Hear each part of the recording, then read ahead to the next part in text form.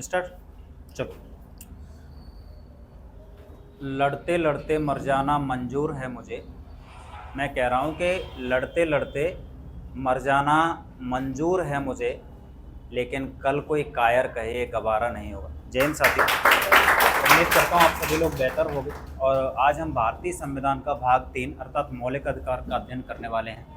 और ये जो मौलिक अधिकारों की अगर बात होती है तो ये सिर्फ ये नहीं है कि मौलिक अधिकार कॉम्पिटिटिव एग्जाम्स की तैयारी करने वाले विद्यार्थियों को ही पढ़ना चाहिए, बल्कि मैं तो बोलता हूँ कि प्रत्येक भारतीय की ये जिम्मेदारी है, ये कर्तव्य है कि हम भारतीय संविधान का अध्ययन करें, जिससे कम से कम अपने अधिकारों का, अपने कर्तव्यों का हमें आभास रहे। चलो देखते हैं तो भारतीय संविधान के भाग 3 में क्या है। भारतीय संविधान का जो भाग 3 है, जिसमें मौलिक अधिकारों का उल्लेख है, इसे अमेरिका के संविधान से लिया गया है। जो फंडामेंटल राइट्स हैं, एक ऐसी स्थिति में आप समझ सकते हो कि जो हमारे इंसान होने के नाते हमें जो अधिकारों की जरूरत होती है, उन अधिकारों का इसमें उल्लेख है। देखते हैं हमें कौन कौन से मतलब अधिकार मिले हैं मौलिक अधिकार के रूप में। जैसे मौलिक अधिकारों की बात करें तो सबसे जो पहला मौलिक अधिकार है वो है समानता का अधिकार। देखो, अभी हम डिटेल में तो अध्ययन करेंगे ही, नॉर्मल सी भाषा में समझेंगे तो समानता का अधिकार मतलब हमारे साथ किसी भी प्रकार का भेदभाव ना हो, तो समानता दिलाने के लिए समानता का मतलब अधिकार है। स्वतंत्रता का अधिकार, देखो जब हम बंदिश में थे ना, जब हम गुलाम थे किसी के, अंग्रेजों के जब गुलाम थे आज़ादी से पहले, उस समय की स्थिति से वही बोला जाता है ऐसे करके कि भाई एक दास ही बता सकता है कि स्वतंत्र होने की अहमियत क्या है। तो जब हम स्वतंत्र हैं तब हमें ये अहमियत शायद ना समझ में आए, लेकिन जब हम परतंत्र थे और फिर स्वतंत्र हों तो समझ में आ जाएगा। तो स्वतंत्रता का मतलब क्या है, आज हम पूरी तरीके से स्वतंत्र हैं और स्वतंत्रता के अधिकार में हमें कौन कौन से अधिकार मिले हैं जिससे हमें मतलब स्वतंत्रता फील होती है। फिर बलात्श्रम पर प्रतिबंध। बलात्श्रम पर प्रतिबंध का मतलब या शोषण के विरुद्ध अधिकार। शोषण के विरुद्ध अधिकार का मतलब जानते हो, एक ऐसी स्थिति वाला मामला कि जैसे अगर मान लो कि कोई हमें एक पशु की भांति बांध के रखे या जबरदस्ती हमसे कोई काम करवाए, तो मतलब ऐसी स्थिति होगी कि भाई हम इंसान हैं ही क्यों। तो ये जो शोषण के विरुद्ध अधिकार है, इसमें हमें 2 आर्टिकल पढ़ने पड़ेंगे, आर्टिकल 23 और 24 दोनों को देखेंगे अच्छे से। धार्मिक स्वतंत्रता का अधिकार आप लोगों को पता हुआ है, प्रस्तावना आपने ठीक से पढ़ी हुई है। हमारा देश धर्मनिरपेक्ष देश है, पंथ निरपेक्ष देश है, और हमारे देश का कोई धर्म नहीं है ऐसा हम बोलें तो ठीक है, लेकिन हमारे देश के लोगों के अपने अपने धर्म है, अपनी अपनी आस्था है, अपनी अपनी उपासना है। तो ये धार्मिक स्वतंत्रता का अधिकार मतलब हमें मिला हुआ है। इसके बाद हम मतलब देखेंगे तो शिक्षा एवं संस्कृति का अधिकार, या फिर ऐसे इसमें लिखा है धार्मिक शिक्षा एवं संस्कृति का अधिकार। तो फिर क्या है ये धार्मिक शिक्षा और संस्कृति का अधिकार, इसको ठीक से अपन समझेंगे। खासकर ये अल्पसंख्यकों के लिए है स्पेशली। संवैधानिक उपचार के अधिकार को डॉक्टर भीमराव अम्बेडकर ने संविधान की आत्मा कहा, और संविधान की आत्मा क्यों कहा, इसमें जो रिट लिखी हुई हैं या याचिकाएं हैं, तो ये याचिका क्या होती हैं, इनसे क्या मतलब ऐसा मिलता है जैसे जिसकी वजह से इस आर्टिकल को बोला जाता है कि ये मौलिक अधिकारों की रक्षा करने वाला आर्टिकल है। इसी वजह से डॉक्टर भीमराव अम्बेडकर ने क्या कहा इन्हें, भारतीय संविधान की आत्मा। और आप लोगों को पता हुआ है, नॉर्मली मतलब प्रश्न आता है कि भारतीय संविधान की आत्मा किसे कहा जाता है, तो प्रस्तावना है। और प्रस्तावना को किसने कहा भारतीय संविधान की आत्मा, ये आंसर देने की जिम्मेदारी आपकी। चलो, तो मौलिक अधिकार अनुच्छेद 12 से लेकर 35 तक है, और मौलिक अधिकार न्यायालय में प्रवर्तनीय है। न्यायालय में प्रवर्तनीय का मतलब ये है कि इन्हें मतलब चैलेंज किया जा सकता है। अगर सरकार इनको कम करती है और कोई कम करता है तो इसको कम से कम हम कोर्ट में लेके जा सकते हैं। इसके बाद हम जब नीति निर्देशक तत्व पढ़ेंगे तो वो ऐसे हैं, सरकार के इच्छा पर निर्भर हैं, सरकार हमें वो अधिकार दे या ना दे, हम मतलब न्यायालय में चैलेंज नहीं कर सकते। लेकिन मौलिक अधिकारों को लेके हम कहाँ पे जा सकते हैं, न्यायालय के दरवाजे खटखटा सकते हैं। तो सबसे पहले देखो आर्टिकल 12। आर्टिकल 12 में राज्य की परिभाषा का मतलब जिक्र है। राज्य की परिभाषा मतलब राज्य है क्या, राज्य मतलब इन द सेंस गवर्नमेंट से है। यहाँ पे मौलिक अधिकारों के संबंध में राज्य क्या है, तो मौलिक अधिकारों के संबंध में हम देखेंगे चाहे राष्ट्रपति हो, उपराष्ट्रपति हो, केंद्र की सरकार हो, स्टेट गवर्नमेंट हो, तो वो राज्य की परिभाषा के अंतर्गत मतलब मामला आ जाता है। आर्टिकल 13 न्यायिक पुनरावलोकन का अधिकार, ये अमेरिकी डायरेक्टली पूछ लिया जाता है कि न्यायिक पुनरावलोकन का अधिकार कौन से देश से लिया गया है, तो अमेरिका के संविधान से लिया गया है न्यायिक पुनरावलोकन का अधिकार। जुडिशियल रिव्यू, क्या जुडिशियल रिव्यू, जुडिशियल रिव्यू का मतलब क्या है, जुडिशियल रिव्यू का मतलब ये है कि जो भारत में सुप्रीम कोर्ट है, जो सर्वोच्च न्यायालय है, उसको अपने, या फिर हम बोले कि किसी भी न्यायालय को अपने मतलब जैसे फैसले को चेंज करने का अधिकार होता है। लेकिन हम यहाँ पे मतलब बात होगी तो किसकी हो रही है, सुप्रीम कोर्ट की हो रही है। और न्यायालय को अपने द्वारा दिए गए डिसीजन का भी रिव्यू करने का अधिकार है। संविधान का संरक्षक बोला जाता है। संविधान में जो भी चीजें हैं उनका जो परिभाषित करने का अधिकार है वो सुप्रीम कोर्ट के पास। सुप्रीम कोर्ट ही बताता है कि भैया इस आर्टिकल का मतलब ये है, इस शब्द का मतलब ये है, इसका मतलब ये है। और संसद ने जो भी मतलब कानून बनाया होता है वो कानून को भी मतलब सुप्रीम कोर्ट मतलब बता रहा होता है कि ये संविधान सम्मत है या फिर नहीं है। चलो ठीक। तो न्यायिक पुनरावलोकन का अधिकार मतलब न्यायालय अपने डिसीजन को चेंज कर सकती है या नहीं कर सकती है? कर सकती है, बिल्कुल। अगर 3 जजों की पीठ ने कोई डिसीजन लिया है तो उस डिसीजन को चेंज करने के लिए 5 जजों की मतलब जो पीठ है वो चेंज कर देगी, 7 की उसको चेंज कर देगी, 9 की उसको भी चेंज कर देगी। अभी तक की हाईएस्ट बेंच जो बनी हुई है वो 13 जजों की बेंच बनी हुई थी। केशव प्रसाद बनाम केशवानंद भारती बनाम केरल राज्य जो मतलब बना हुआ था, जो बाद हुआ था 1973 का, बड़ा मतलब एक तरीके से बेस मतलब बोला जाता है उसको, अभी तक का सबसे बड़ा केस मतलब माना जाता है। 13 जजों की बेंच ने मतलब वो डिसीजन लिया था। ठीक है, पढ़ेंगे उसको क्या है। समानता का जो अधिकार है, समानता का अधिकार तुम्हें आर्टिकल 14 से लेकर 18 तक दिखाई पड़ेगा। अब देखो यहाँ पे क्लियर है, हमें चीजों को रटना नहीं है। आर्टिकल 14 से लेकर 18 तक हमें सारे के सारे आर्टिकल में समानता दिखाई पड़ेगी। क्या दिखाई पड़ेगी? समानता। आर्टिकल यहाँ पे ये 14 से 18 हो गया, तो फिर उसके बाद 19 से 22 यहाँ स्वतंत्रता दिखाई पड़ेगी, फिर 23-24 यहाँ शोषण के विरुद्ध अधिकार, फिर उसके बाद मतलब 25 से लेकर 28 तक धार्मिक स्वतंत्रता का अधिकार, और 29-30 में संस्कृति एवं शिक्षा का अधिकार, और आर्टिकल 32 में संवैधानिक उपचारों का अधिकार। उसके बाद 33, 34, 35 हम देखेंगे उनमें मतलब क्या है। वो एक तरीके से संसद का संशोधन करने का अधिकार, और न्याय जो क्या बोलते हैं जो मिलिट्री है, मिलिट्री पे मतलब मौलिक अधिकार लागू नहीं होते हैं। कोर्ट मार्शल का उल्लेख है, वो मतलब देख लेंगे आसानी से। चलो देखो, समानता के अधिकार की जब बात कर रहे हैं ना, तो समानता के अधिकार में सबसे पहला आर्टिकल हमें दिखाई पड़ रहा है आर्टिकल 14। अब भाई क्यों लोड लेना है, चीजों को बहुत आसानी से समझो। इसमें लिखा हुआ है विधि के समक्ष समानता। क्यों रटना है भाई? मतलब जो लॉ है वो इक्वलिटी बरतेगा सबके साथ।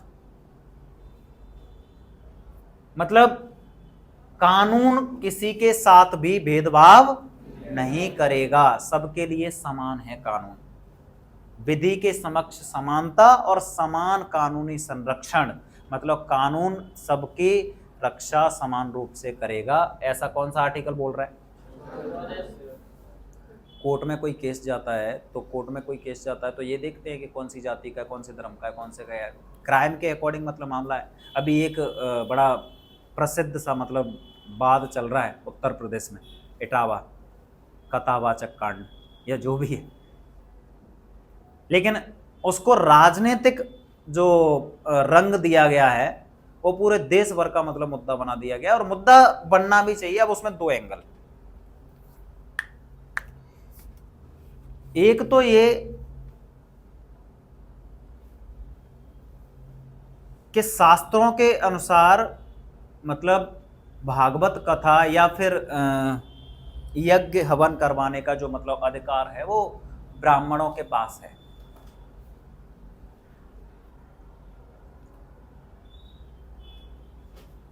दूसरी बात यह है कि जो आधुनिक जो सिस्टम है या आज के हिसाब से चीजों को देखा जाए तो लोगों की स्थिति ये है कि भाई जिसकी जो इच्छा होती है वो मतलब करेगा। आज तो पहले तो पढ़ने लिखने तक का मतलब अधिकार नहीं होता था, आज तो मतलब सबको पढ़ने लिखने का अधिकार है, तो भाई पढ़ाई लिखाई कर रहे हैं लोग, मतलब क्या उसमें दिक्कत वाला मामला है।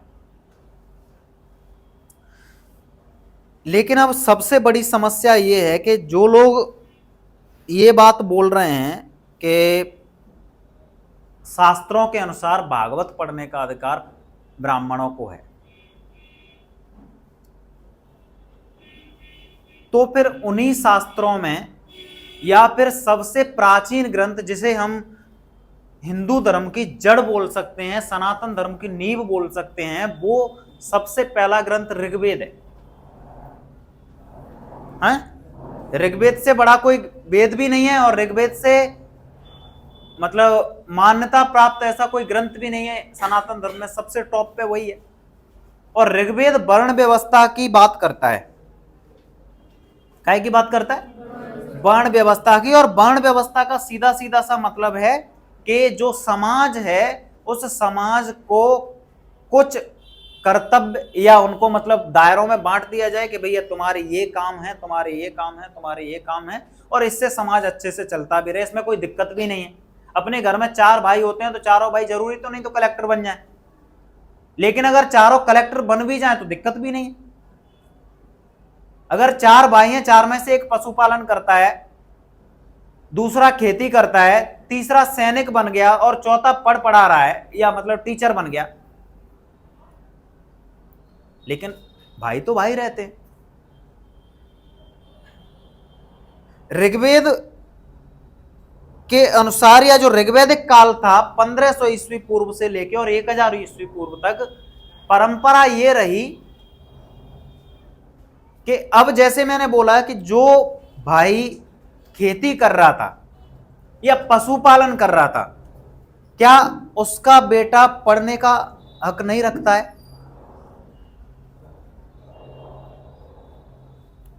रखता है या नहीं?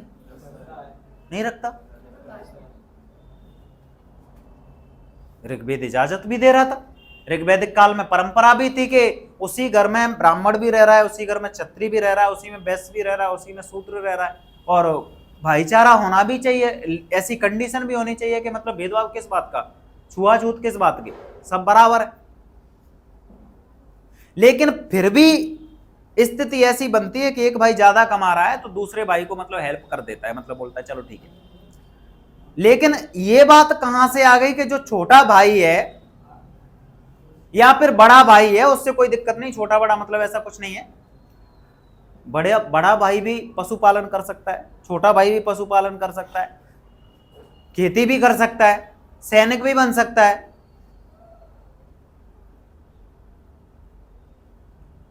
पढ़ाने का काम भी कर सकता है, अध्ययन अध्यापन का भी काम कर सकता है। मैं ये बोल रहा हूं कि जैसे एक भाई की इनकम ज्यादा है तो दूसरे भाई की हेल्प कर दी, और दूसरे भाई की हेल्प इस तरीके से कर दी कि उस भाई का बच्चा भी कल पढ़ाई लिखाई करके कुछ अच्छे पद पर पहुंच जाए। इसमें कोई बुराई है क्या? मतलब शूद्र का बच्चा ब्राह्मण बन सकता है या नहीं? मेरा मतलब यह है पशुपालक का बेटा ग्रंथों का अध्ययन अध्यापन कर सकता है या नहीं कर सकता है? कर ही सकता है ना।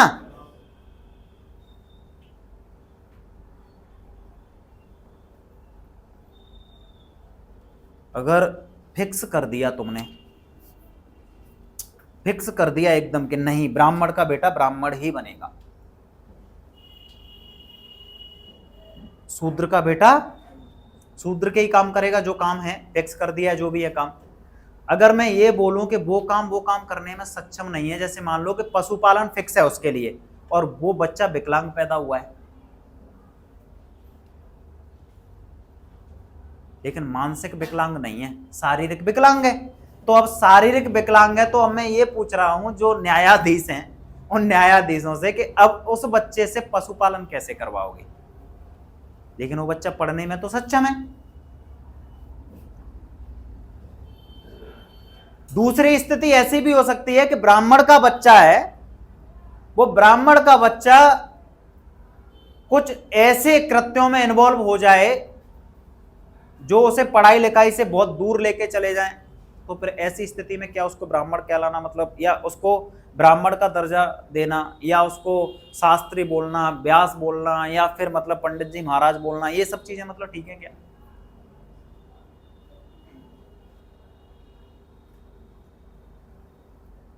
और सब लोग बोलेंगे बिल्कुल नहीं, जो जैसा करेगा वो वैसा भरेगा, और कर्म के अनुसार व्यक्ति को सम्मान इज्जत वो मतलब दी जाती है भाई। तो जब कर्म के अनुसार दी जाती है तो जो व्यक्ति जो काम कर रहा है उसको उसी के अनुसार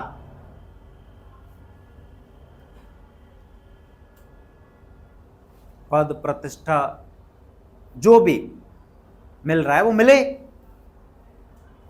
अब उस इटावा कांड को इस तरीके से राजनीतिकरण मतलब राजनीतिक तूल दिया जा रहा है कि एक पक्ष वाले लोग बिल्कुल जैसे कि उनको एकदम निर्दोष साबित करे जा रहे हैं, दूसरे पक्ष वाले लोग मतलब एक पक्ष वाले यादवों की साइड खड़े हो गए, दूसरे पक्ष वाले ब्राह्मणों की साइड खड़े हो गए और उसको मतलब टकराव की स्थिति मतलब पैदा कर रहे हैं।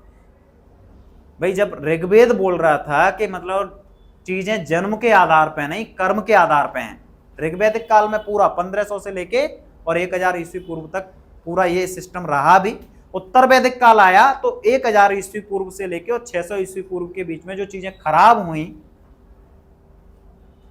लेकिन कोई भी ज्ञानी व्यक्ति ये बात करता ही नहीं भाई। वो बात ही उत्तर वैदिक काल की करते हैं, शास्त्रों को उठाएंगे मतलब इस समय। अरे भाई ऋग्वैदिक काल की बात क्यों नहीं कर रहे हो आप? पहले ऋग्वैदिक काल था या उत्तर वैदिक काल था? तो जब पहले जो व्यवस्था थी आप उस व्यवस्था के हिसाब से चलो ना। और दूसरी बात कि मतलब अगर उस व्यक्ति ने गलत काम किया है, जैसा कि आरोप लगाया है कि मतलब उसने छेड़खानी की है, उसे मतलब छेड़खानी की वजह से मतलब पीटा गया है उस तरीके से, तो किसी भी राजनेता को या किसी भी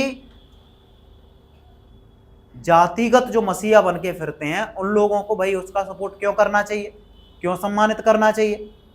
और तुम कौन होते हो कि जातिगत मतलब उनको मतलब ऐसी कंडीशन में कि तुम किसी गांव में जाके अटैक कर रहे हो, या फिर तुम दूसरी स्थिति में आके बिल्कुल मतलब समाज को बांटने का काम कर रहे हो? ऐसे बहुत सारे लोग होंगे ना जहां पे ब्राह्मण और मतलब यादव दोनों मतलब भाई बन के रहते हैं और एकदम स्थिति ऐसी है उनकी कि वो एक दूसरे को अलग मानते ही नहीं। ये डिसीजन लेने का अधिकार किसी संगठन को है या किसी व्यक्ति को है या न्यायालय को है? न्यायालय को है ना। तो ये डिसाइड न्यायालय करेगा उसने गलत काम किया है या नहीं किया, ये न्यायालय तय करेगा। अगर बात सिर्फ इतनी सी है कि जाति के आधार पर अगर मतलब कि नहीं जाति के वजह से तुम मतलब भागवत कथा नहीं पढ़ सकते, तो ये गलत बात है। वो जाति की वजह से कोई किसी को नहीं रोक सकता। अगर कोई वाल्मीकि व्यक्ति है, वाल्मीकि नाम सुन के ही मतलब एक स्थिति अलग हो जानी चाहिए। रामायण के रचयिता ही वाल्मीकि, रामायण के रचयिता ही वाल्मीकि हैं। तो हम किसी वाल्मीकि भाई को कैसे रोक सकते हैं यार रामायण पढ़ने से या फिर किसी को पढ़ाने से? बिल्कुल अध्ययन करो, कौन मना कर रहा है? हाँ या ना?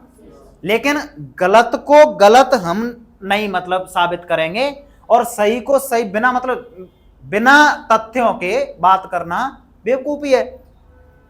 ना तो हम उस यादव को जानते, ना हम उस ब्राह्मण को जानते, तो हम कैसे ठप्पा लगाएंगे कि ये सही है कि वो सही है? और क्यों ठप्पा लगाना है? केस था, उन्होंने मतलब केस फाइल कर दिया, सामने वाले ने भी केस फाइल कर दिया, कानून देखेगा, कानून डिसीजन दे देगा। ये जो हुजूम बनाने की जरूरत कहां पड़ रही है कि मतलब अगर मान लो उस गांव में मतलब इन लोगों ने कल जाके मतलब अटैक किया या कुछ भी किया,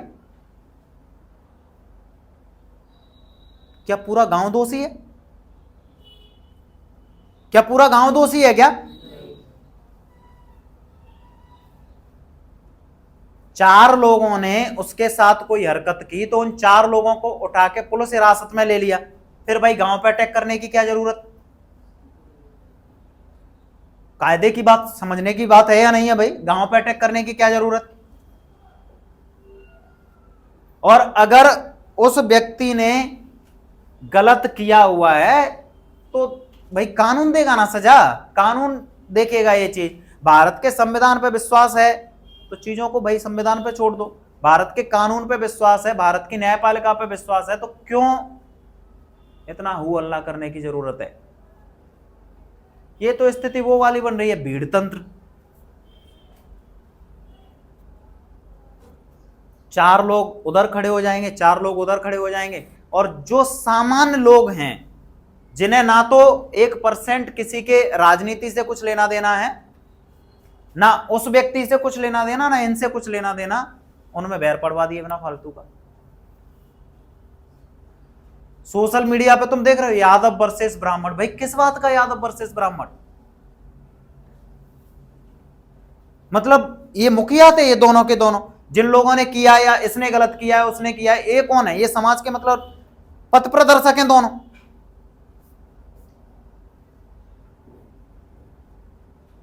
तो मैं अपील ही कर सकता हूं कम से कम मतलब 2-4 लोगों से, अगर मतलब बात पहुंच जाए तो समाज में बिना फालतू का भेदभाव पैदा मत करो, और ये जो भाईचारा है ना बड़ी मुश्किल से मतलब कायम होता है, उसको बनाए रखो। अच्छी बात है, कोई शास्त्रों के हिसाब से चल रहा है तो शास्त्रों के हिसाब से चले, कोई अपने हिसाब से चल रहा है अपने हिसाब से चले। भाई ये भारत है, और भारत तो वो देश रहा है जहाँ पे सभी मजहबों तक को मतलब ऐसे शरण दी गई है कि मतलब तुम सोच के देखो, यहाँ पे हिंदू, मुस्लिम, सिख, ईसाई, बौद्ध, जैन, पारसी सभी धर्मों के लोग रहते हैं, और जितनी शांतिपूर्वक तरीके से यहाँ रहते हैं वैसे कहीं नहीं रहते, कोई ऐसा देश और नहीं है। इंडिया मतलब मिनी वर्ल्ड, छोटा विश्व। और आप पढ़े क्यों हो भैया जातिगत पचड़ों में? क्षेत्र, गोत्र, जाति, धर्म, इन सबसे ऊपर उठ के थोड़ा बात करो ना यार।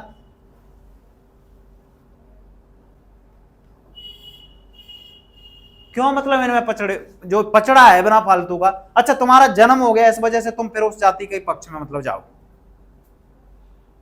अगर मेरे पिताजी गलत हैं तो पिताजी को गलत कहने में क्या दिक्कत है?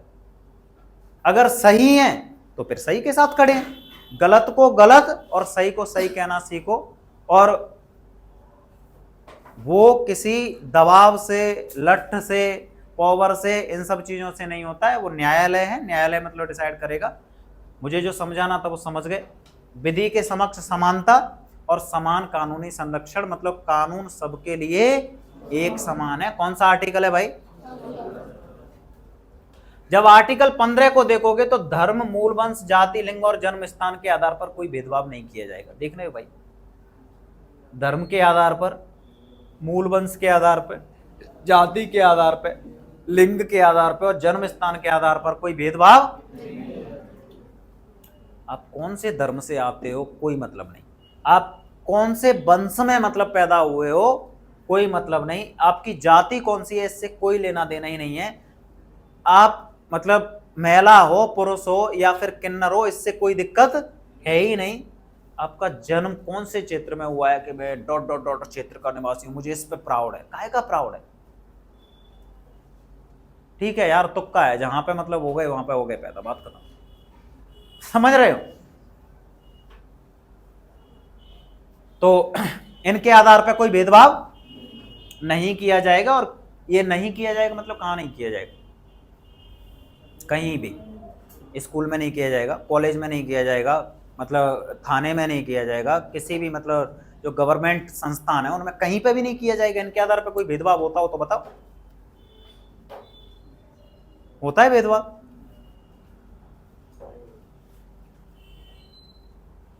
तो फिर ये थानों में ऐसी हरकत क्यों होती है कि अब तो अपने टीआई साहब आ गए, मतलब अपने टीआई साहब, टीआई साहब हैं, अपने और पराए नहीं।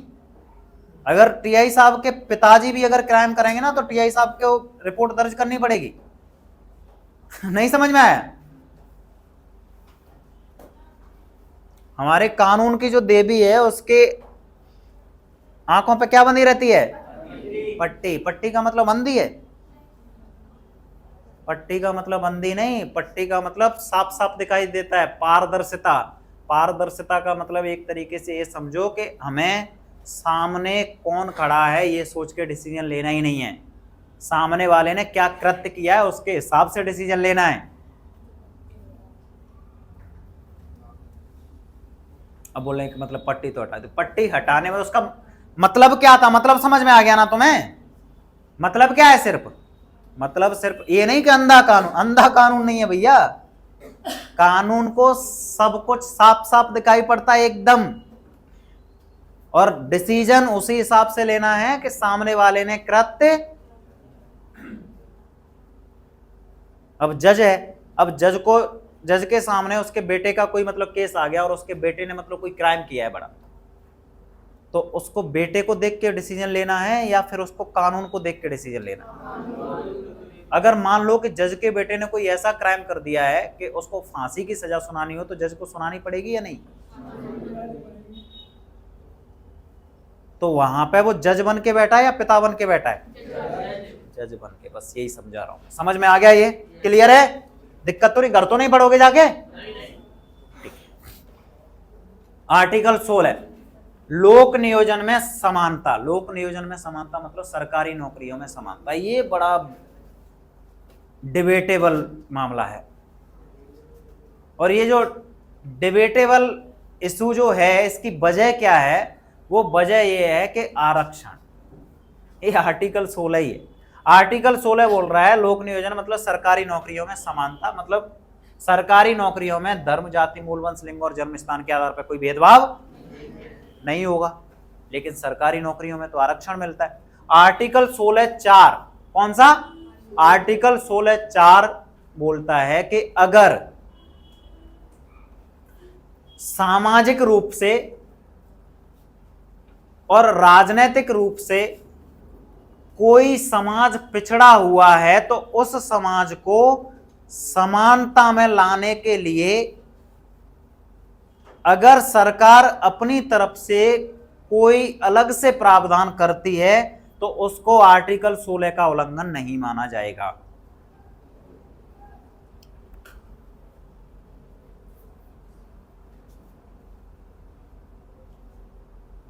नहीं समझे?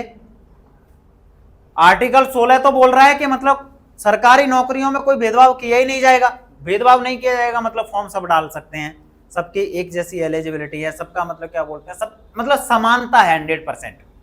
लेकिन आर्टिकल 16(4) है ना, वो बोलता है कि अगर कोई समाज सामाजिक रूप से पिछड़ा हुआ है, समाज मतलब यहां पे समाज का मतलब मानव समाज की बात नहीं हो रही, यहां पे जाति की या फिर किसी वर्ग विशेष की बात हो रही है, जो किसी विशेष वजह से पिछड़ा हुआ है, तो उसको बराबर लाने के लिए अगर सरकार कोई उस वर्ग विशेष के लिए कोई विशेष प्रावधान करती है तो उसको आर्टिकल 16 का उल्लंघन नहीं माना जाएगा। आप लोगों को समझ में आया कुछ? बहुत सारे लोगों को तो रिजर्वेशन का मतलब ही नहीं पता है, आरक्षण है क्या। तो आरक्षण का मतलब यह है कि तुम्हारे लिए वो चीज फिक्स है, वो तुम्हारी ही है। जैसे तुम ट्रेन में जाते हो तो बोल देते हो भैया मैंने तो रिजर्वेशन करा लिया, तो उस सीट पे कोई बैठ सकता है? नहीं बैठ सकता। और ट्रेन में एक डब्बा होता है UR अनरिजर्व, उसको तुम जनरल डब्बा भी बोलते हो। जनरल डब्बा का मतलब जो जनरल है ना, जनरल का मतलब ये नहीं होता है कि कोई बोले कि ये ब्राह्मणों के लिए है या फिर ये राजपूतों के लिए है या फिर ये वैश्य वर्ग या फिर बनियाओं के लिए है, नहीं। अनरिजर्व का मतलब होता है कि ये सीट खाली हैं, पहले आओ पहले पाओ।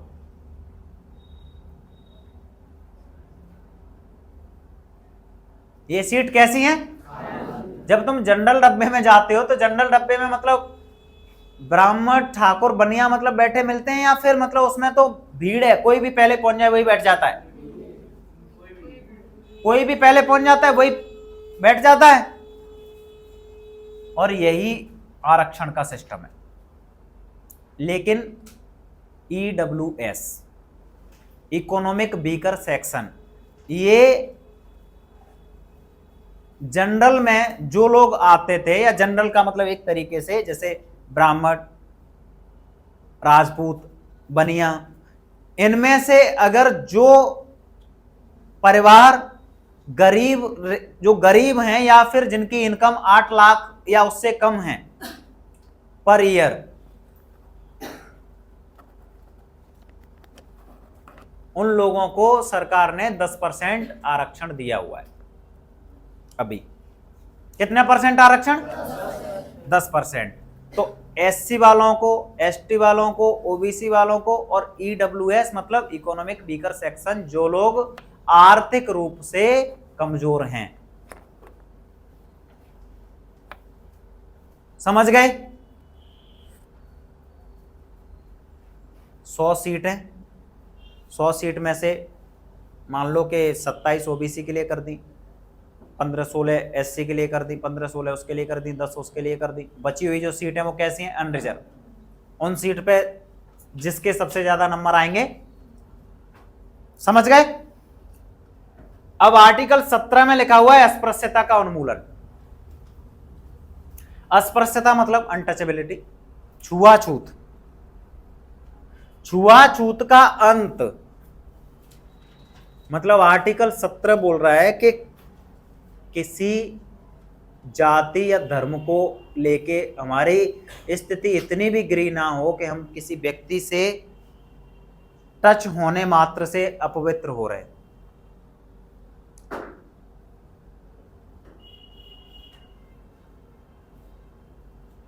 नहीं समझे?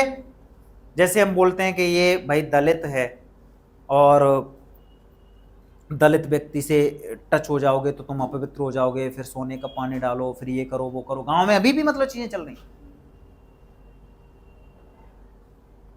तो कोई किसी व्यक्ति से टच होने से अपवित्र हो रहा है। अगर ऐसा होता है तो SC/ST एक्ट है, जिसे हरिजन एक्ट के नाम से भी मतलब जाना जाता है, अस्पृश्यता अपराध अधिनियम 1989,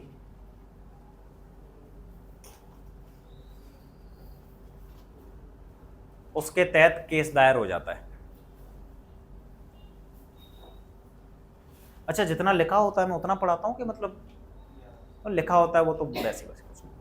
अस्पृश्यता अपराध अधिनियम 1989 है ना, उसके तहत वो केस दर्ज कर सकते हैं। और केस दर्ज का मतलब मामला सिर्फ इतना नहीं होता है, अगर तुमने जातिगत शब्दों का भी प्रयोग किया तब तक मतलब केस दायर हो जाता है। समझ गए? उसके बाद 18 लिखा है उपाधियों का अंत। उपाधियों का अंत, पहले बड़ी बड़ी उपाधि दी जाती है, ये वाले राजा महाराजा, फिर महाराजाधिराज, और बड़े तरीके से मतलब बोला जाता था। ऐसे करके दो लोग मतलब ऐसे करके खंभा ले लेके खड़े हो जाते थे, और एक बोलने के लिए मतलब खड़ा होता है ऐसे करके के डॉट डॉट डॉट महाराजाधिराज, और फिर नाम के पीछे 3-4 पापाओं के नाम लगे होते, फिर वो फिर बोलते थे पधार रहे हैं, ऐसे कहा है ना।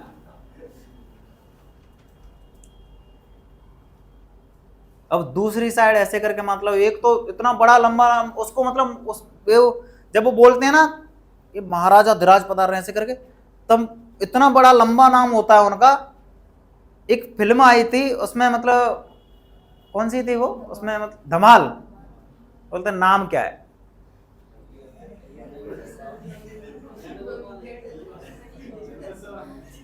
बोलते नाम बताते बताते गोवा पहुंच जाएंगे। नाम बताते बताते कहां पहुंच जाएंगे? गोवा पहुंच जाएंगे। फिर वो गाड़ी को रुकवाता है, बोला नहीं सुनना तेरा नाम। देखिए ना फिल्म। तो उनके भी नाम बड़े, वो क्या करता है, वो यही तो जोड़ता जाता है, अपनी पीढ़ियों के नाम जोड़ता जाता है सबके, मतलब अपने पहले खुद का नाम बताता है, फिर पापा का, फिर दादा का, फिर परदादा का, ऐसे ऐसे करके नाम जोड़ता चला जाता है। बोलते हैं कि नहीं सुनना, गाड़ी रोक। अब एक तो बड़ी बड़ी उपाधि इनको मतलब मिलती थी, और उपाधियों की वजह से वजन सा बढ़ जाता कि ऐसे ऐसे करके महाराज पधार रहे हैं, तो महाराज पधार रहे हैं तो ऑटोमेटिक नॉर्मल आदमी वो तो बैठ ही जाएगा। अब उधर कोई ऐसे कोई रामनाथ आवे या टिंकू आवे, तो वजन पड़ा ही नहीं। इस वजह से इन उपाधियों का अंत, मतलब सरकार अब किसी को उपाधि नहीं देती है, और सरकार उपाधि देती है तो एजुकेशन के सेक्टर में देती है, BA की उपाधि, BSc की उपाधि, हाँ या ना। बोला मैं डिग्री कर रखी है, फिर वो लिखते थे शादियों के कार्ड में ऐसे करके डॉट डॉट डॉट नाम, फिर BA BSc, हाँ या ना, उपाधि। लेकिन अभी उपाधियां मिलती हैं, उपाधि मिलती है, डिग्री अभी भी डिग्री मिलती है। तो कैसे मिलती है? अच्छी यूनिवर्सिटी मतलब मिलेगी तो उसको सम्मानित किया जाता है, तरीके से डिग्री दी जाती है, टोपी ओपी पहना के ले, मतलब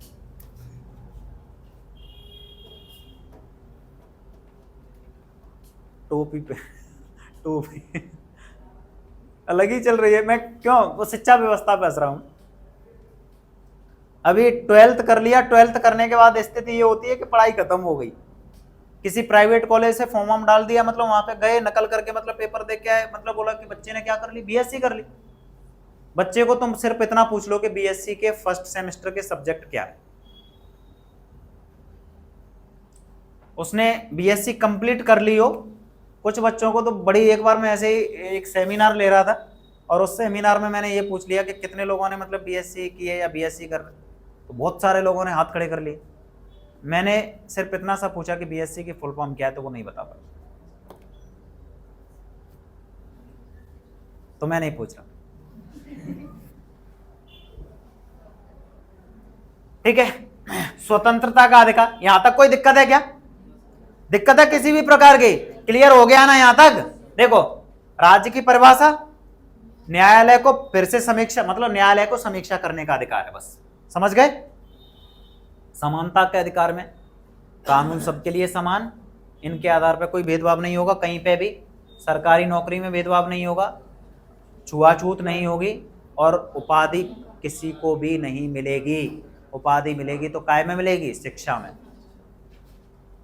तो अब ऐसे कोई महाराजा लगा के फिर रहा है या डॉट डॉट डॉट ऐसे करके, तो मतलब अब वो आपस में ही खेलते रहते हैं ऐसे करके, मतलब तू मुझे महाराज बोल, मैं तुझे महाराज, ऐसे करके।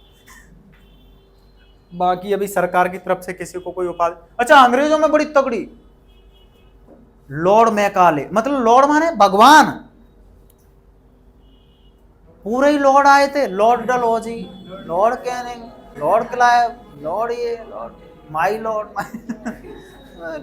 सब भगवान बने बैठे, उपाधि मिली थी उन्हें ये सब। और भी उपाधि मिलती थी ना ऐसे करके, केसर हिंद की उपाधि, इसकी उपाधि, उसकी उपाधि, हाँ है ना, ये सब उपाधि थी। स्वतंत्रता का अधिकार, तो स्वतंत्रता के अधिकार में देखोगे तो आर्टिकल 19 से लेके 22 तक है ये। वाक एवं अभिव्यक्ति की स्वतंत्रता, आर्टिकल 19 बहुत बड़ा आर्टिकल है ये। और वाक एवं अभिव्यक्ति की स्वतंत्रता का मतलब ये है कि हमें विचार करने की और उसको अभिव्यक्त करने का अधिकार है। मतलब मेरे माइंड में कोई विचार आया तो उसे बोलने का और उसे अभिव्यक्त करने का मतलब अधिकार है मुझे। तभी तो तुम देखते हो लोकतंत्र है, और लोकतंत्र में मतलब सब बोल ही रहे हैं। अब जो इटावा कांड पर जो लोगों की मतलब जो चल रही है, लेकिन वो भूल जाते हैं एक चीज को, वाक एवं अभिव्यक्ति की स्वतंत्रता है, लेकिन वाक एवं अभिव्यक्ति की स्वतंत्रता में कहीं भी किसी को भी चोट पहुंचाने की स्वतंत्रता नहीं है भाई। वाक एवं बोलने की आजादी में किसी को अपमानित करने की आजादी नहीं है। बोलने की आजादी का मतलब तुम किसी को गाली दोगे, अगर सरकार की किसी पॉलिसी से तुम खुश नहीं हो तो तुम बोलो कि भैया ये पॉलिसी हमें इस वजह से ठीक नहीं लग रही है, पॉलिसी की कमी बताओ। लेकिन नरेंद्र मोदी को या फिर मतलब भारत के किसी भी एक संवैधानिक पद पर बैठे हुए व्यक्ति को गाली देने का अधिकार किसने दिया? नहीं समझ में आया? तुम्हें किसी की नीति ठीक नहीं लग रही है तो तुम नीति का विरोध करो, तुम्हें रास्ता ठीक नहीं लग रहा किसी का तो रास्ता का विरोध करो, लेकिन किसी को भी गाली देने का या अपमानित करने का अधिकार नहीं है, नहीं तो वो केस कर देगा तुम्हारे ऊपर। कौन सा? महानानी का, हाँ या ना? राहुल गांधी पे कर दिया था। दोष सिद्धि के संबंध में संरक्षण, जैसे किसी ने कोई क्राइम किया है या नहीं किया है, ये डिसाइड कौन करेगा? कोर्ट। वही वाली बात, किसी ने कोई क्राइम किया है या नहीं किया है, ये डिसाइड कौन करेगा? ये कोर्ट डिसाइड करेगा। और कोर्ट जब डिसाइड करेगा तो कोर्ट में जब कोई व्यक्ति गया तो उस व्यक्ति के ऊपर ये फोर्स नहीं किया जाएगा कि तुम अपना गुनाह कबूल करो, जबरदस्ती नहीं की जाएगी भाई। अगर उसने कोई क्राइम किया है तो तुम गवाह लेके आओ, सबूत लेके आओ, सिद्ध करो, डालो जेल में, हाँ या ना? तो दोष सिद्धि के संबंध में संरक्षण है, कौन सा आर्टिकल देता है? आर्टिकल 21 प्राण एवं दैहिक स्वतंत्रता, जीवन जीने का अधिकार। बहुत बड़ा आर्टिकल है ये, बहुत ब्रॉड है, इसको डिफाइन जितना करते जाओगे ना उतना ही बढ़ते जाएगा। ये जीवन जीने के अधिकार में मतलब क्या शामिल है भाई? जीवन जीने के अधिकार का मतलब है हमें शांतिपूर्वक जीवन जीने की आजादी है। अच्छा, वो आर्टिकल 19 है ना, उसमें मतलब प्रेस की आजादी, घूमने फिरने की आजादी, व्यापार करने की आजादी, ये सब आर्टिकल 19 देता है। वो जो मीडिया को बोलने की आजादी है ना, प्रेस की स्वतंत्रता, वो आर्टिकल 19 के तहत ही बोलता है वो, ठीक है? वो कहीं पे भी जाके लेके माइक पहुंच जाते हैं ऐसे करके, तो कौन से आर्टिकल के तहत? ठीक। प्राण एवं दैहिक स्वतंत्रता की जब हम बात कर रहे हैं ना, तो भाई एक चीज याद रखना, जीवन जीने के अधिकार में मरने का अधिकार शामिल नहीं है। अगर जैसे मान लो कि मुझे बोलने का अधिकार है तो इसमें मेरे ना बोलने का भी अधिकार है। बोलने के अधिकार में ना बोलने का अधिकार छुपा है, इच्छा होगी तो बोलूंगा, नहीं होगी तो, लेकिन यहां जीवन जीने का अधिकार है, जीवन जीने के अधिकार में मरने का अधिकार शामिल नहीं है। आत्महत्या एक दंडनीय अपराध है, तो सोच समझ के करें। अगर बच गए मतलब ना ही करें भाई, क्यों करनी, आत्महत्या से बुरा कोई काम नहीं है, ठीक है। प्राण एवं दैहिक स्वतंत्रता, तो प्राण एवं दैहिक स्वतंत्रता में मतलब सिर्फ ये नहीं है कि हम जीवन जिए, जीवन जीने के अधिकार में शामिल है कि हम अच्छा जीवन जिए। अच्छा जीवन जीवन कैसे जी पाएंगे? हमारे पास आवास होना चाहिए, अच्छा, अच्छी हवा होनी चाहिए, वायुमंडल स्वच्छ होना चाहिए। पिछली बार 2020 के आसपास की बात होगी, दिल्ली गवर्नमेंट के ऊपर एनजीटी ने मतलब जुर्माना लगा दिया था प्रदूषण की वजह से, बोला कि ये लोग सांस नहीं ले पा रहे हैं ढंग से। तो स्वच्छ वातावरण होना चाहिए। तुम रात में सो रहे हो, वहाँ पे डीजे बज रहा है कहीं पे, मतलब जन्मदिन, मतलब तो डीजे तो बजेगा नहीं, बजेगा भैया, ऐसे कैसे बजेगा? नहीं बजेगा मतलब नहीं बजेगा, नहीं समझे?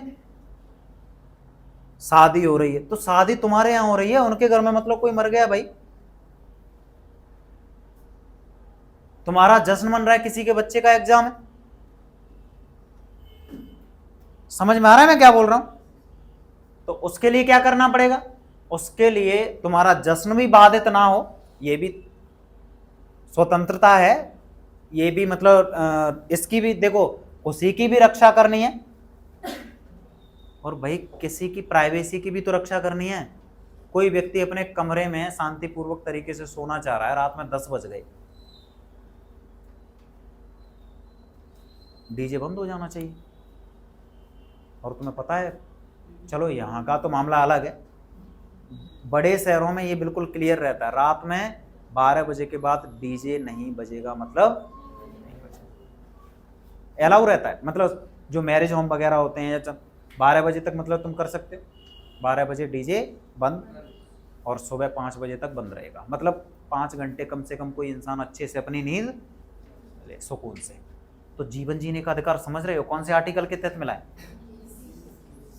आर्टिकल 21।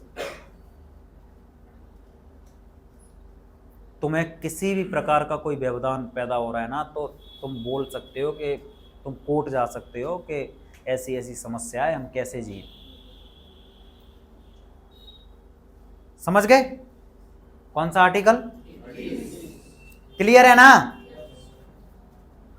स्वच्छ पानी, खाना, ये सरकार की जिम्मेदारी बता रहा हूं मैं। तो जो तुम्हें PDS system, public distribution system, जो मतलब तुम चले जाते हो मतलब 5 किलो लेने, वो इसी की देन है। अच्छा, जिसके पास है उसको भी मिले क्या? अरे उसको क्यों मिलेगा?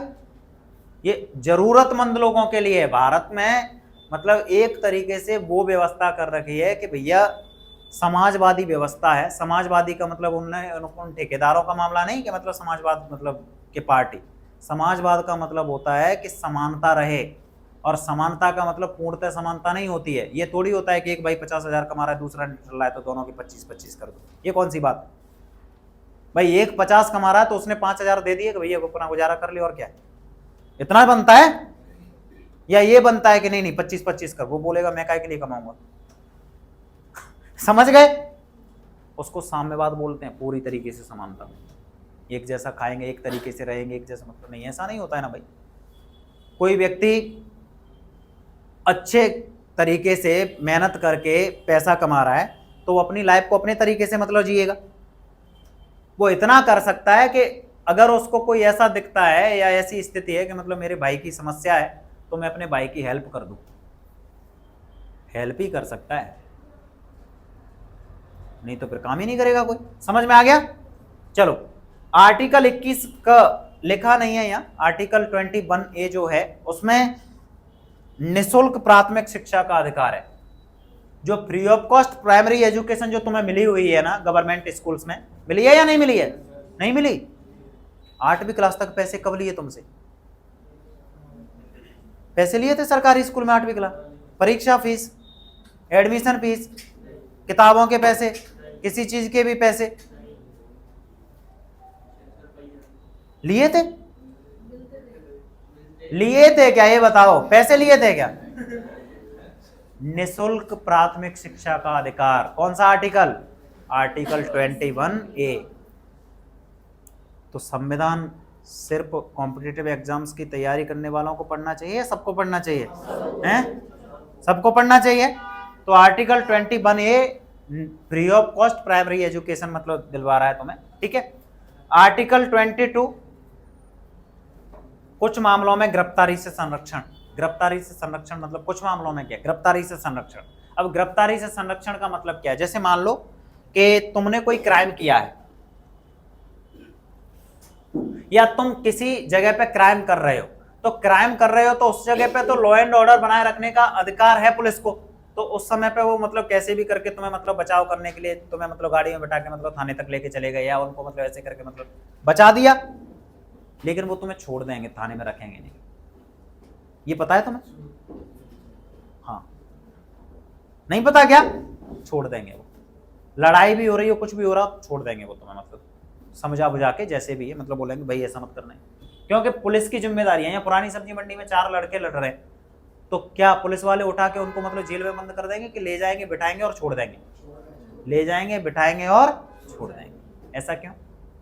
ऐसा इस वजह से जब तक उनके ऊपर कोई क्राइम दर्ज ना हो और जब तक न्यायालय ने कोई आदेश ना दिया हो, वारंट जारी ना किया हो, तब तक पुलिस को यह अधिकार नहीं है कि वो किसी को भी जेल में रखे, क्योंकि जेल में डालने का अधिकार किसका है? न्यायालय को। तो जब वो तुम्हारे पास वारंट लेके आएंगे तब वो तुम्हें गिरफ्तार कर सकते हैं, ऐसे ही नहीं। उनका एक फिक्स सिस्टम होता है कि भाई लेडीज को गिरफ्तार करने का अधिकार लेडीज को ही है। एक फिक्स समय होता है, इस समय से इतने समय में मतलब तुम किसी के भी घर में एंट्री नहीं कर सकते। मतलब सीधी सीधी बात बताऊं तो जब तक न्यायालय ने जो परमिट नहीं किया है तब तक वो अपनी तरफ से कोई भी इंटरफेयर। कौन सा आर्टिकल है? आर्टिकल 22। अब मुझे बताओ आर्टिकल 12 से लेके 22 तक मतलब कोई दिक्कत है तुम्हें किसी भी प्रकार की? आसानी से समझ में आ गए? मैं तो तुमसे बोल के गया था कि मतलब तुम पढ़ के आना, लेवल पे पढ़ के आना। पढ़ के आए थे? चलो, तीसरा जो मौलिक अधिकार है वो है शोषण के विरुद्ध अधिकार, मतलब शोषण के अगेंस्ट। शोषण मतलब क्या होता है भाई?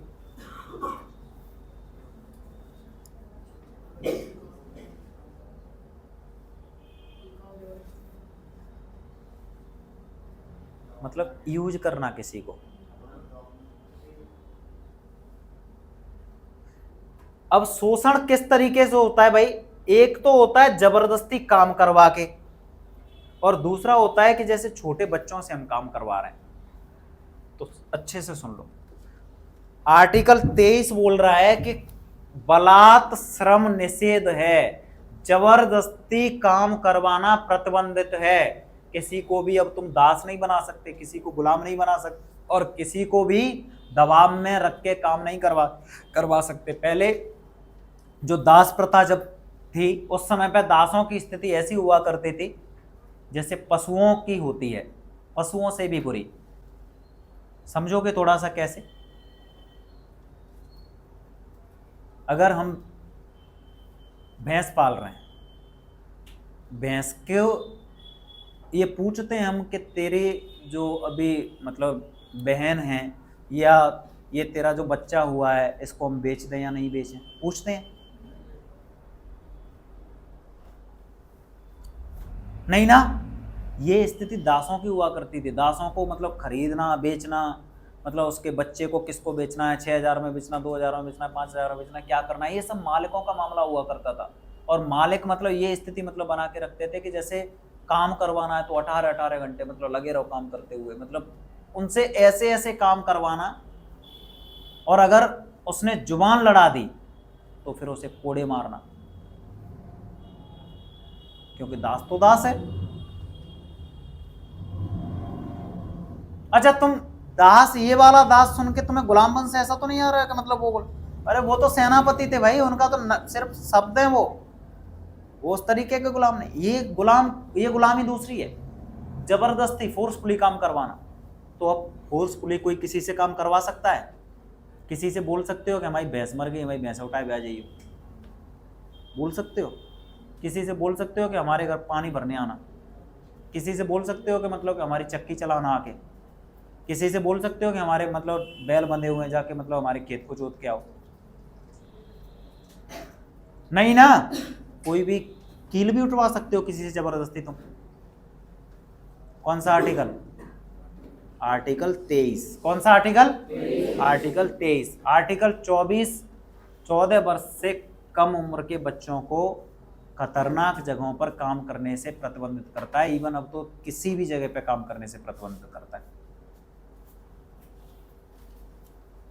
और ये जो तुम्हें दिखाई पड़ते हैं कि चाय की टपरी में कोई बच्चा काम कर रहा है या कहीं पे, तो मतलब नहीं कर सकते। जो भी करवा रहे होंगे ना, होटल में काम कर रहा है, कहीं पे भी काम कर रहा है, उनके ऊपर केस हो जाएगा। लेकिन वो लोग क्या करते हैं, प्रशासन से मिली भगत करके मतलब चीज़ें चलती रहती हैं। पूछो कि छोटू की उम्र कितनी है? नहीं, छोटू तो 18 साल का है। मैंने बोला छोटू तो 11 साल का है। नहीं नहीं नहीं नहीं, ये छोटा रह गया है 18 का। अच्छा, छोटू रियल में ही छोटा है या फिर देख रहे हो? खेल तो ये चीजें होती हैं या नहीं होती हैं? अब तरीका बदल गया है। तो 14 वर्ष से कम उम्र के बच्चों का ये वाला मामला है। उसके बाद धार्मिक स्वतंत्रता का अधिकार, बड़ा ये भी डिबेटेबल मतलब मामला है।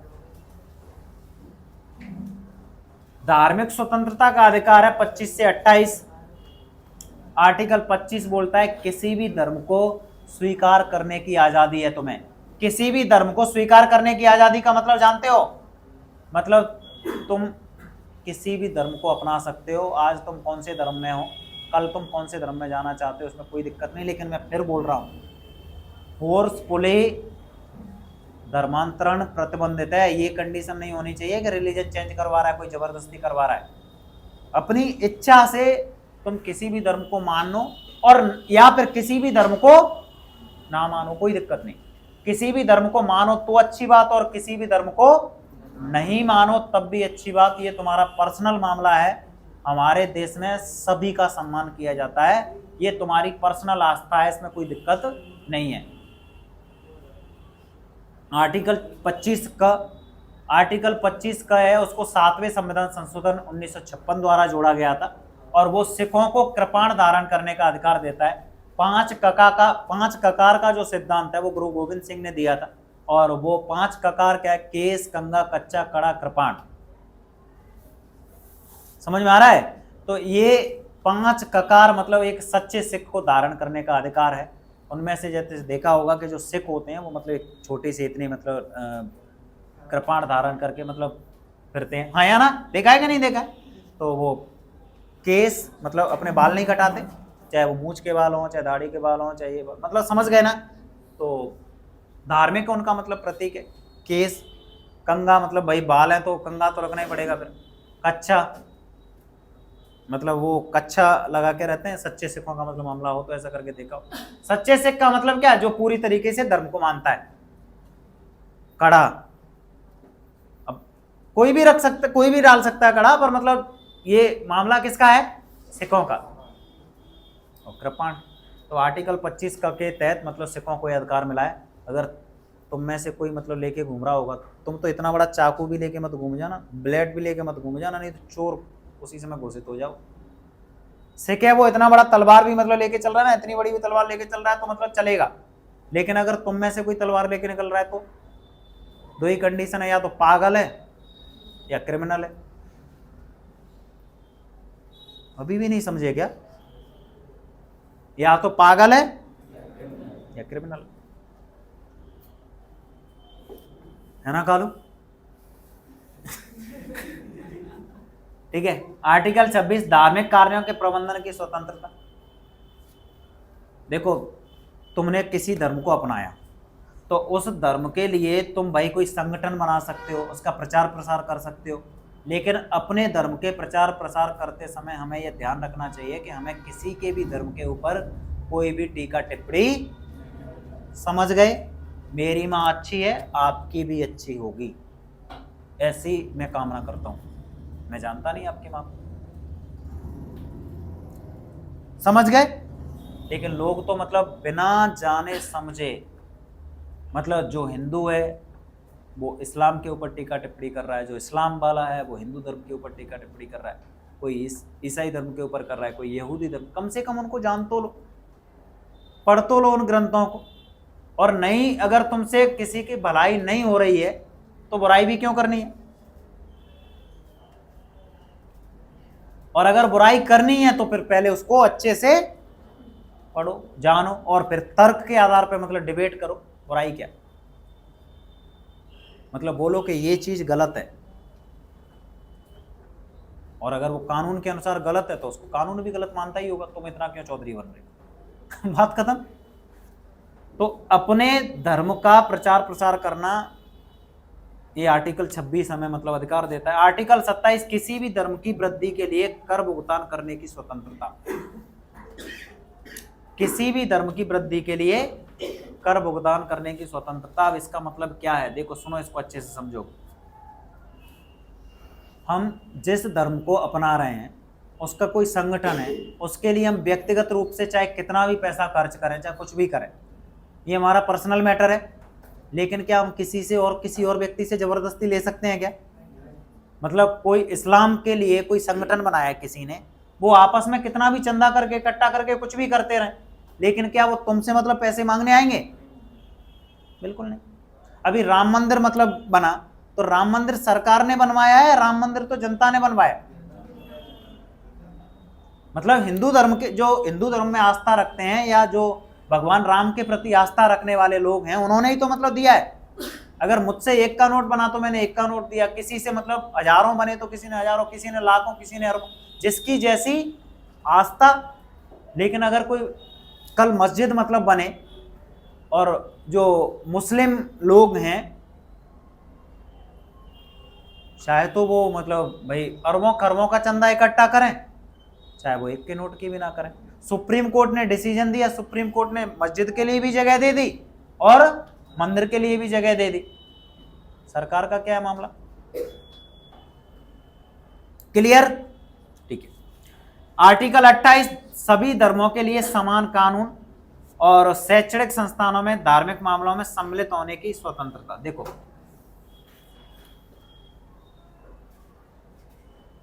जो सरकार है ना, वो किसी भी धर्म के प्रति भेदभाव नहीं करेगी।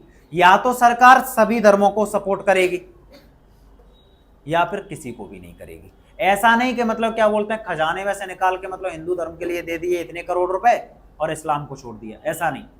अगर वो हिंदुओं का मतलब पक्ष कर रही है या फिर हिंदुओं का सपोर्ट कर रही है, किसी संगठन को मतलब वो मजबूत बना रही है, तो दूसरे संगठन को भी मजबूत बनाएगी। समझ गए? क्लियर? मतलब सरकार वन साइडेड काम नहीं करेगी। आर्टिकल 12 से लेकर 28 तक कोई दिक्कत है किसी भी तरह की?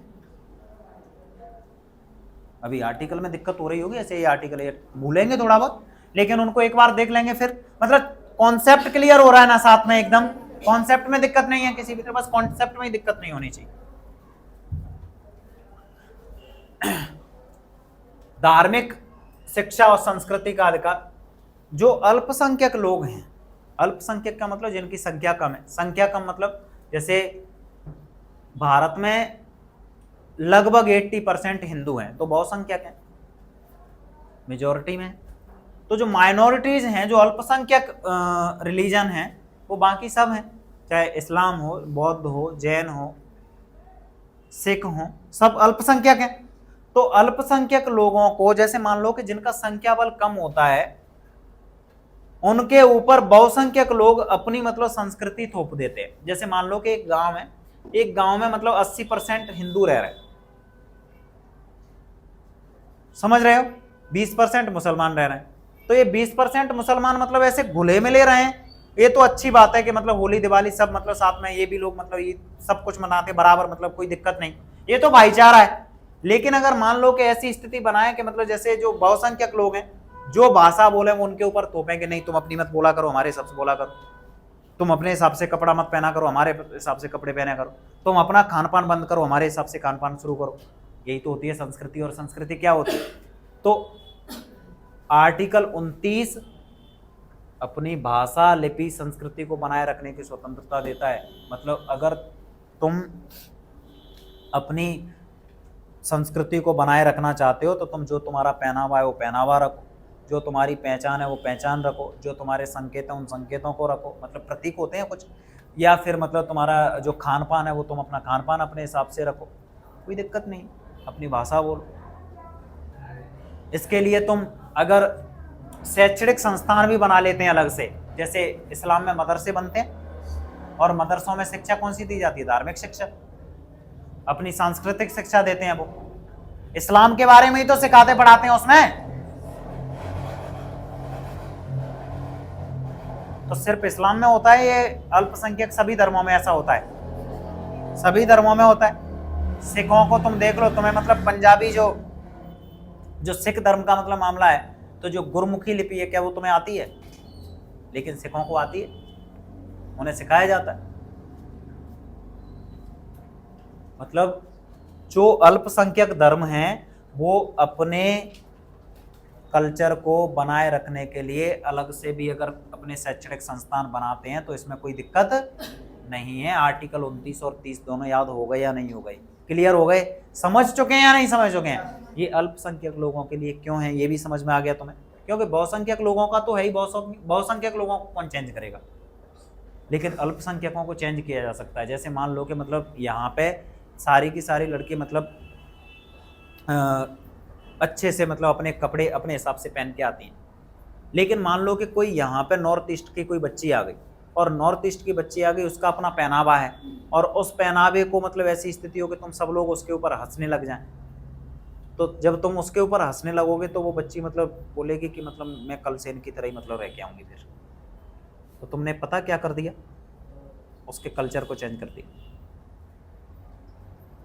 उस बच्ची ने मतलब कुछ अलग से खाने की मतलब जैसे वो तुमने उसकी प्लेट में खाना देखा, बोले ये क्या है, तुम सब लोग उसके ऊपर हंसने लग गए और बोला भैया यहाँ केला रस हम तो पोहा खाते हैं, पोहा मतलब समझ में।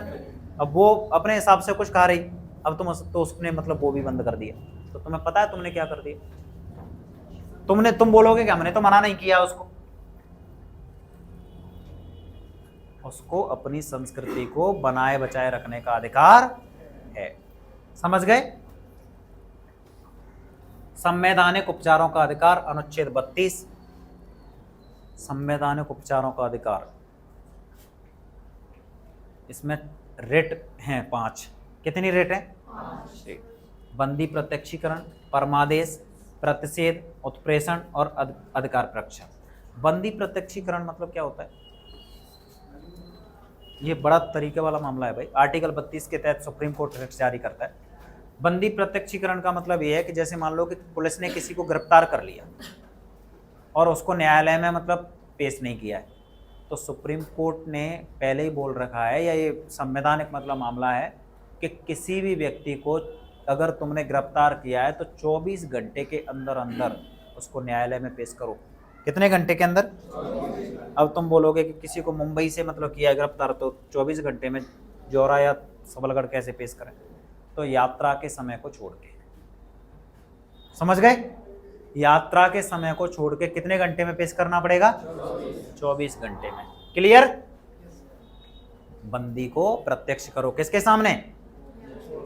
कोर्ट के सामने। परमादेश, जैसे अगर मैं तुमसे ये बोलूं कि किसी व्यक्ति को कोई दायित्व मिला है, अच्छे से समझो, किसी व्यक्ति को कोई दायित्व मिला है, जैसे किसी व्यक्ति की नौकरी लगी और वो व्यक्ति मतलब आईएएस बना, और आईएएस बनने के बाद वो व्यक्ति आईएएस के लिए जिसने जो शपथ ली थी और वो काम ईमानदारी से नहीं कर रहा है, गाड़ी उठाई और ससुराल घूमता है,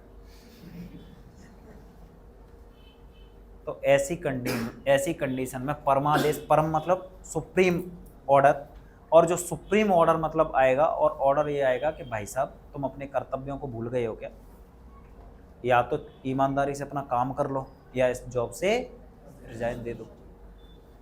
क्लियर?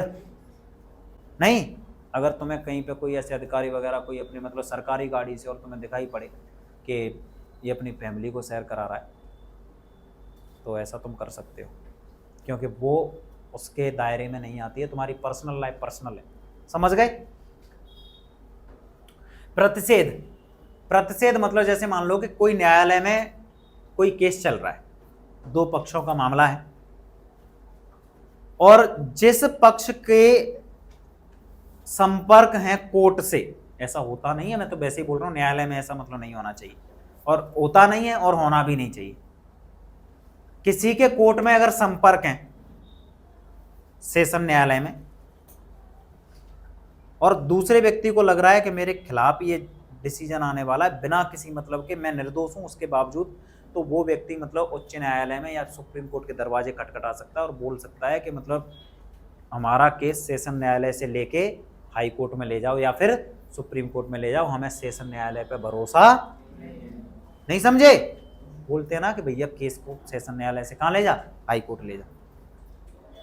मतलब ये छोटे अंकल हैं, बड़े अंकल के पास ले गए, यहां पे डिसीजन नहीं आया है, उसी समय पे केस कहां पे चला गया, हाई कोर्ट या सुप्रीम कोर्ट। और उत्प्रेषण का मतलब ये है कि कोर्ट ने डिसीजन दे दिया और उसके बाद फिर तुम कहां पे लेके जा सकते हो, हाई कोर्ट या सुप्रीम कोर्ट। अधिकतर मामला यही बनता है, आर्टिकल वो कौन सी वाली रेट, मतलब 4 वाली। और 4 में मतलब जो मामला है वो कैसी कंडीशन, समझ गए कि नहीं समझे हो? जैसे तुम्हारा केस था, तुम्हारे अगेंस्ट केस का मतलब डिसीजन आ गया, और उसके बावजूद तुम फिर केस को क्या करते हो, आगे के लिए लेके जाते हो, बोलते हो कि चलो हाई कोर्ट ले जाते हैं, फिर सुप्रीम कोर्ट लेके जाएंगे। हाँ या ना? क्लियर? ठीक है। अधिकार परीक्षा। अधिकार परीक्षा का मतलब क्या है? जैसे मान लो कि किसी व्यक्ति को कोई जिम्मेदारी मिली है, और जिम्मेदारी इन द सेंस जैसे 2 बच्चों की नौकरी लगी, और 2 बच्चों की नौकरी लगी, उनमें से एक बच्चा ट्रेनिंग पे पहुंच गया, दूसरे बच्चे का कहीं और मतलब ट्रेनिंग थी, तो बीच में से किसी व्यक्ति ने उसको गायब करके और दूसरा व्यक्ति जाके पहुंच गया उसकी जगह। अब वो पहुंच गया, कुछ दिन बाद मतलब कंडीशन ऐसी क्रिएट हुई कि वो व्यक्ति मतलब लौट के आया और उसने बोला कि ये मेरे अधिकार को मतलब खा रहा है, मतलब ये मेरी जगह पे मतलब नौकरी मेरी लगी है, और वो बोल रहा है नहीं नौकरी मेरी है, वो बोल रहा है नौकरी मेरी है, वो नौकरी मेरी है। तो ऐसी कंडीशन में सही व्यक्ति को उसका हक दिला देना। अच्छा, ऐसे केस होते हैं या होते ही नहीं है? बहुत केस होते हैं ऐसे, किसी की जगह पे नौकरी कोई और कर रहा है, ऐसे केस बहुत सारे होते हैं। एक केस तो यहाँ पे बैंक का मामला था, यहीं का मतलब क्या लारस, मतलब जो भी तक मैंने बताया था, अरे बड़ी परेशान, मतलब 5-7 साल से परेशान हो रहा था। अधिकार परीक्षा समझ में आ गई? उसके बाद आर्टिकल 33, आर्टिकल 33 है, आर्टिकल 33 बोलता है कि मौलिक अधिकार सेना के जवानों पर लागू नहीं होते। मतलब कोई सेना का जवान नहीं बोल सकता है कि मुझे बोलने का अधिकार है, मुझे घूमने फिरने का अधिकार है, मुझे व्यापार करने का अधिकार है, मतलब तुम्हें किसके हिसाब से काम करना पड़ेगा, मिलिट्री रूल के हिसाब से। तुम ये थोड़ी ना कि मतलब मेरा शोषण हो रहा है, नहीं करूंगा, जबरदस्ती काम करवा रहे हो ऐसे करके, नहीं, ऐसा नहीं, करना ही पड़ेगा। अरे भैया मेजर साहब ने बोला है कि घास खोद मतलब, समझ गए? क्लियर? क्लियर चीजें लिखिए। संविधान का मतलब ही क्या है, चीजों को समझो तो यार, सर्वोच्च कानून है वो। आर्टिकल 34 है, 33 के बाद आर्टिकल कौन सा, आर्टिकल 34, और आर्टिकल 34 मतलब बोलता है कि अगर कोई सेना का जवान मिलिट्री रूल के अगेंस्ट जाता है तो उस पर मतलब कोर्ट मार्शल चलेगा। और आर्टिकल 35 बोलता है कि मौलिक अधिकार में संशोधन करने का अधिकार संसद के पास है। उम्मीद करता हूँ आप लोगों को मौलिक अधिकार की क्लास अच्छी लगी होगी, और एक बार अच्छे से देख लेना। अगर कोई कमी रह गई हो तो कमेंट बॉक्स में मतलब बता देना मुझे। जय हिंद, हर हर महादेव।